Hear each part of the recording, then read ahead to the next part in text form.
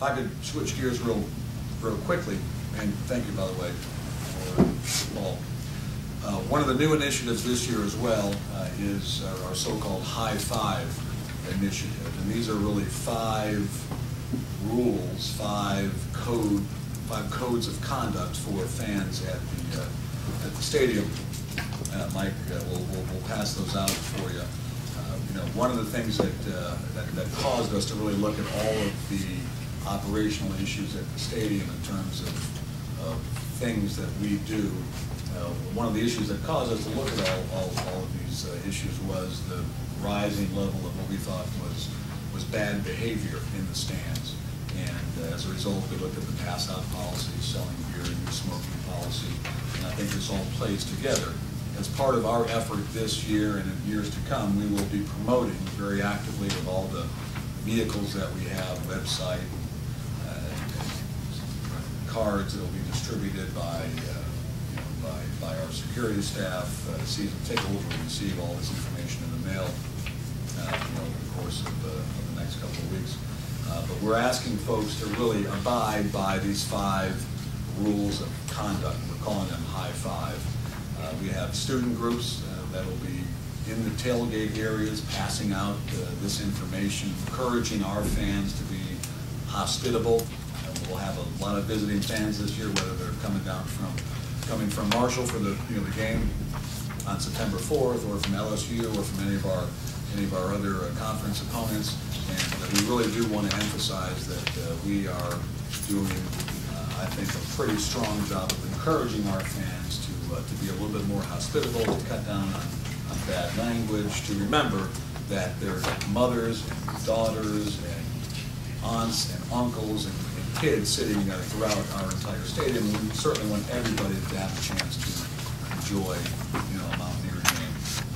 Part of this is simply based on making sure that people understand what the rules are, and I think everybody can agree as you read these High Five rules that they're rules that make some sense and will allow everybody to enjoy the game.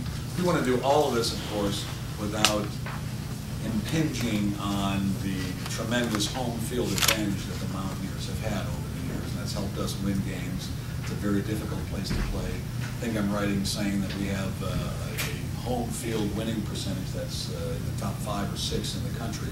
So we're very proud of that. We want to maintain that. We want folks to be loud and be intimidating, but we also want folks to remember that there are lots of people trying to enjoy the game, and to think twice before they use a 4-letter word or say something that they may later regret.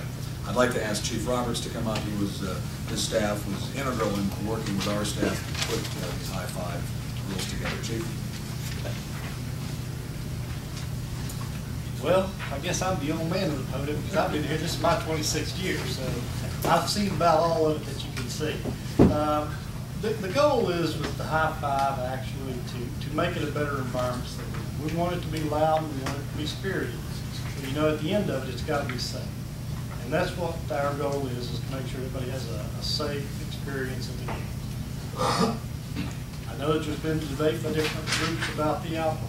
The alcohol's been at Mountaineer Stadium for the 26 years I've been. I think that this is a good way to step forward and start controlling it. After 9/11, there was a lot of discussion about us not having pass-outs any longer. That's probably when we should have stopped it, but we didn't. But this is the 10th anniversary coming up, and there's still chatter out there. So, as much as anything else, this is a safety issue. Because when we screen people coming in at the start of the game, we do an excellent job. But by halftime, we cannot go back to those gates and do that same level of checking. So, as much as it is everything else, it is a safety issue and a security issue. So, we want people to be understanding and patient. And I think what Oliver said is true. If that's not something you're willing to say in front of your mother or your grandmother, don't say it. There's young kids out here. There's people who are from all walks of life. So, bottom line is we need people to be respectful. I will say that from a public safety and a security standpoint that we will be stepping up the screening at the gates. If you're coming to a gate and you're obviously intoxicated, you probably will not get to see the game. If you're inside the game and you're causing problems, or you're deciding not to abide by the high five rules of the game, you may miss the game. We don't want people to be out of the game. We want people to be at the game. Again, we want them to be loud and spirited, but we need them to be respectful and responsive. I'll entertain any questions you might have. All right. Chief, let me, real quick, I'm sorry. For those who are at home on the internet watching, I'll read the high five rules. Number 1, no excessive drinking. Intoxicated fans are not allowed inside or outside the stadium. Number 2, no foul or abusive language. Number 3, no smoking in the seating or concourse areas. Number 4, no throwing stuff onto the field. And number 5, no ignoring of the instructions of event and security personnel. Ask you about no excessive drinking, intoxicated fans not allowed inside or outside the stadium. Will there be impingement in any way on tailgate parties and that kind of thing where people have been known to As long as people do are, some excessive drinking? you know, as long as people are responsible, no, they will not have any issues at the stadium or in the parking lot. And I can say that for typical day in and day out on a Thursday, Friday, Saturday night. You know, you can go out and have a drink or two and not draw attention to yourself and go on your way. The problem is when you have too much and you draw attention to yourself, it always calls us into action, and then we have to address the issues.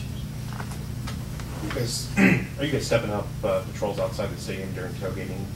We've actually had a presence outside for quite some time, and actually, I can tell you from the 1980s when we had a couple of undefeated seasons here, the kinds of things that we see today are nothing compared to what they used to be. I think right now we're trying to get our fans to understand respect for the other players, the other people, and yeah, that's a step beyond what we used to deal with in the late 80s. I mean, we were having some really serious incidents back then. We just don't see that anymore. As Oliver said, you know, we get Texas up where we're at. We have a command center there where we have all the agencies working. If there is an incident, we address it quickly, efficiently. I just think what people will see is probably less tolerance from the security staff on violations than they used to. Do you foresee a problem with fans that come to the gate that are intoxicated, have paid for their ticket, then they're not allowed to enter the game? Do you see a problem stemming from complaints from those fans that, as I said, have paid but they're not allowed to come in because they're intoxicated? It depends on how intoxicated they are, because if you're intoxicated enough, not only will you not get to go to the game, but you could wind up being arrested. So, you know, if you come to that game and you're intoxicated, we'll deal with their issues if they have them.